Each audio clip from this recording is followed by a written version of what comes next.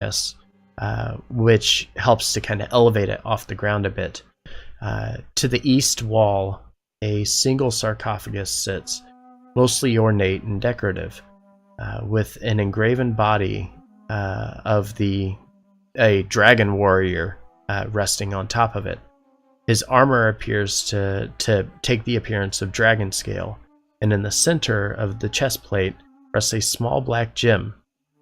Above the sarcophagus, a plaque mounted onto the stone wall reads, "For your actions in the twilight of the Dragon Wars, rest now, warriors of Ichorus."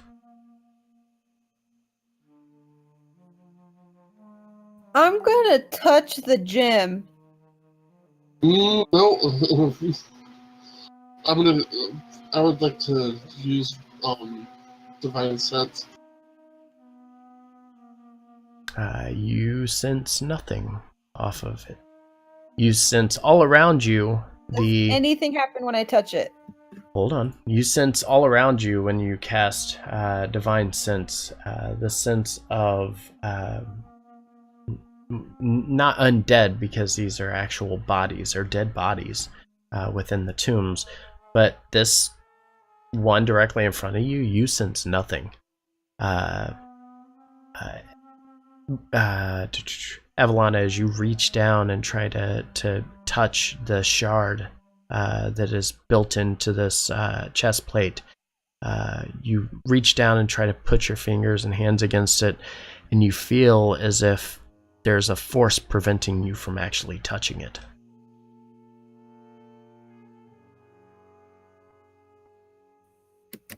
There is a force preventing me from touching it. Let me try something. I cast catapult at the gem to try and fling it towards my hand. And nothing happens. Well, it appears that these gems cannot be affected by spells. I'm gonna cast Dispel Magic to see if I can dispel like any force field type thing that's going on. And nothing happens. As you cast Dispel Magic and the words finally leave your mouth, and you're focusing on the little medallion or shard thing built into the chest of this, you feel you're not getting anywhere with it. What did the plaque say? The plaque said, "For your actions in the twilight of the Dragon Wars, rest now, warriors of Ichorus." Does anyone have detect magic?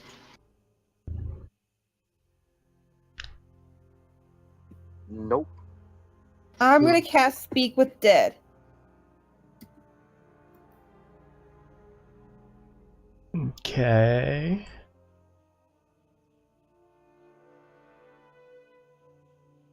That corpse must have a mouth.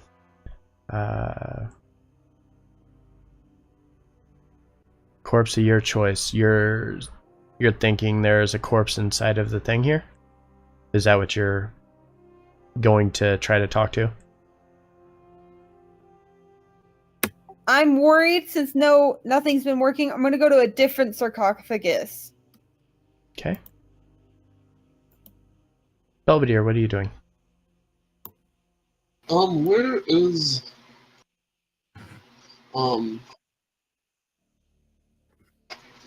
where's Mardavir and the assistant? Mardavir is roaming the halls. The assistant is just standing idly in the corner. I'd look to her mash and ask, hey, could you give me those coins? Can I give you what? Can't give me the coins.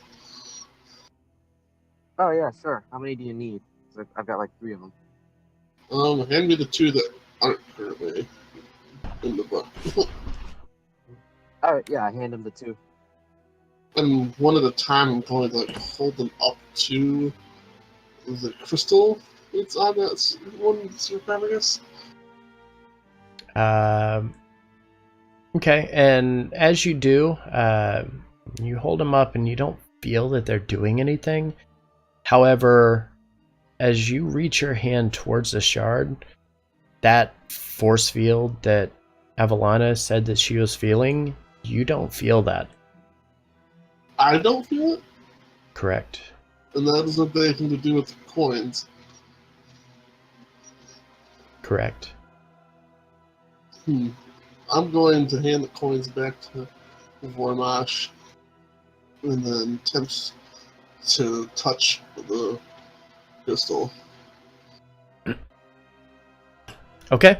And as Belvedere reaches down and places his hand upon the shard, an unfamiliar voice, accompanied by a very deep rumble, echoes through the chamber.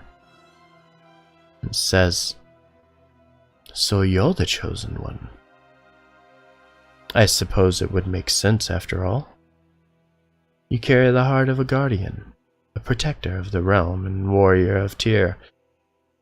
Your sword brings justice, and your shield protecting those in need." And as you hear this, directly behind you, you're able to see what appears to be a very, very large silver dragon Oh boy. standing directly behind you, and a spectral image hovering directly in front of it. The head of the dragon is leaned down, reaching almost directly towards you. The apparition floating in the air directly in front of the dragon, taking the appearance of an older man, wearing very fine decorative cloth robes, who looks down where you stand, a bit surprised by what he sees. His stone face, when he speaks, leaves his mouth to never move, yet his words reverberate through the chambers. He says, "I am Ezitor, or at least my spectral projection. My body has rested within my tomb on Kurth for many years, unaffected by the world above or below. This is my friend, guardian of the Shard of Twilight. You come seeking the shard, is that correct? Yes. And now that you have it, what next? Do you even know what the shard will do? Or what it is capable of?" We're told that we need them in order to combat the one called Tyrus. And he nods a bit, and the dragon, lowering her head to the ground, kind of inching it closer and closer to you, looks directly and at you specifically, Belvedere. And as you look, the wings of this very massive silver dragon look to be scarred from what appears to have been a fire that she was protecting. Says, "I am Ichorus, guardian of the Shard of Twilight and protector of the Isles. You, however, know me as Martavir. For 200 years I have maintained my hidden form, toiled away in this temple for my fallen, not for myself, but to honor their memory, though I suppose it could use a bit of work and repair. I believed that I had done enough to restore balance to the Isles, but I believe I was forsaken. The dragon warriors and myself fought for the people, and many of which gave their lives to our lands. That shard, it gives them life once more, to fight and die honorably within our realm." As she says this, the Shard of Twilight directly underneath your hand, it begins to glow a very bright light. The humming sound, similar to what you would experience with Ezator's coins begins to now echo through the chambers as well. And Ezator looks at you and says, "With these shards, I can share with you any of my visions, and the reason that you must control this shard of twilight. Look into the shard, Paladin of Tyr. Allow me to show you my visions." Belvedere nods. And as you kind of reach down and take the shard into your hand, the party around you notices the small bursts of light begin to glimmer from the shard. From within the shard, as you're looking at it, an explosion of blue and white turn into a starry field that becomes visible whenever you focus in closely on it. The rest of the party watches as Belvedere's eyes turn completely blank, almost just a solid white color. Then as he blinks, they change to a black, blue, and white starry field similar to the shard itself. As this happens, Belvedere, you're staring into the shard and you watch as every part of your life begins to rapidly flash before your eyes. The days of serving Duke Elton from within the High Hall, venturing out amongst the Sword Coast to deliver the word and justice on behalf of your god Tyr. You recall your childhood and the religious upbringing which led to you following very closely to the teachings of your deity. As you kind of back through some of your memories, you relive the time of being back in Baldur's Gate and your first meeting with your newfound friends. But then you see something else. A battlefield. Men and women standing before you, at the ready. Over the hill, the groaning and eerie sounds of an undead army, each wearing masks to cover their faces. Then the deathly silence that falls over the battlefield is completely interrupted by the sound of large flapping wings and the sound of a large and loud dragon's roar that rumbles over top of it. As it comes into view, the jarring image is so disturbing that it shakes Belvedere from his gaze within the shard of twilight. And Ikora speaks up once more and says, "That was Raithis and the Dragon Priest. With his call guiding them into battle, it is the vision which led me to fear that the Dragon Tyrant may have very bad things in store for our people." And as she says this, Ezator speaks up again and says, "The future, however, is cloudy and uncertain. Nothing is set in stone. Choice can often influence these decisions, but know this, just as you have the chance to take the shard of twilight from this temple, so too might others wield these artifacts."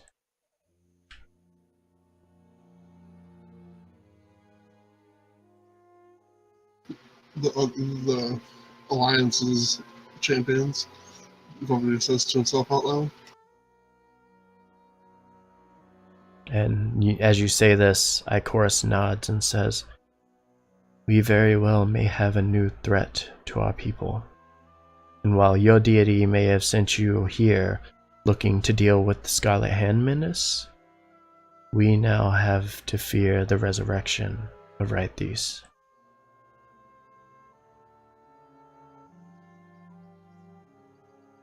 And Ezator speaks up once again and says, "We need to calculate the risks we are going to take as we move forward, and plan for the inevitable.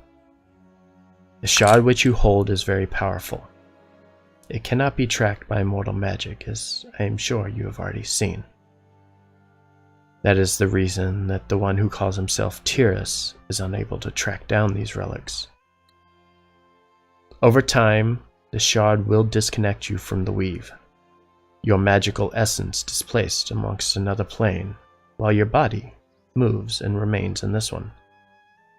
That is my realm, hidden from my enemies. When you are amongst my realm, you gain my vision.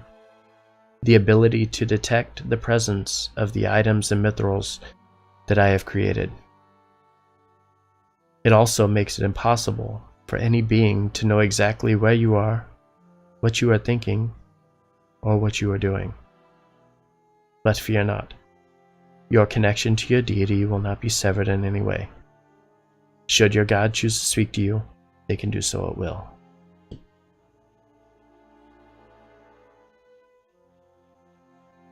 So this will help us find the other shards as well. As you say that, Ezator, the floating image of Ezator nods and says, "But be mindful of this shard. It can corrupt and consume your mind, and its power is tremendous. You may not realize its full potential yet, but soon you will know. And then it will be up to you to decide if it is worth the risk." And at this point, I have to ask, are you going to continue to hold the shard? Yes. And as you hold on to the shard for a few moments longer, you feel a surge within you and a burst of pain and agony that fills your body as you feel as your essence is beginning to be pulled from the weave. And then a calmness falls upon you. As your eyes open, you rub them a bit and notice a faint haze that has begun to lift from the objects around you, such as the sarcophagus that once held the shard, and the body of Ichorus glows brilliantly.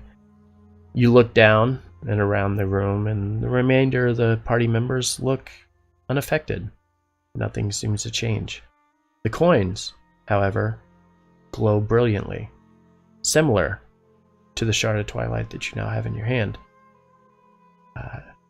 As this is going on, you watch as Ichorus begins to speak a few words in Draconic, and the body of Ichorus then begins to shrink down and turns back into her smaller former self.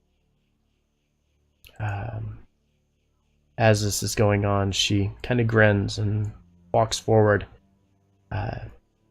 taking hold of her cane, and looks directly at you, Belvedere, and says, "Our people support the Empire and all that they have done for the Isles. As such, myself, my warriors, and the people of Talcara will stand by your side in battle. Belvedere, I trust that you will be willing to aid our people and guide them into battle."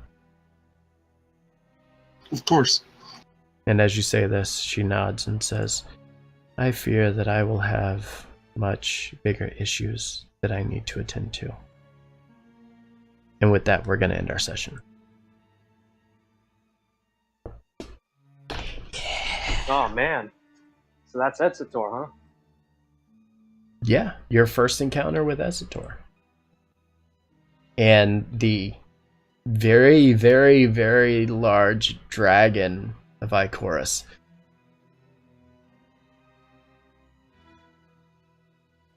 Okay. That's pretty cool. All right, I'm going to end the stream, and then I will be right back, guys. Okay, so, yeah. That was fun and awesome for me, and I am so glad that I got to show them their first shard of Twilight, because that to me is such a cool thing. I am going to let's see, let's drop to Covert as always, because Covert's around right now, so I will send you guys over there as soon as this lets me. Ray Covert. Thank you guys for watching. I very much appreciate each and every one of you for being here. Don't forget, we will be back on Sunday for our Ascension game, and then back on Monday as well. Thank you for being here. Lots of fun for me, and hopefully for them as well. I will see you guys again very, very soon. Hope you have a good night.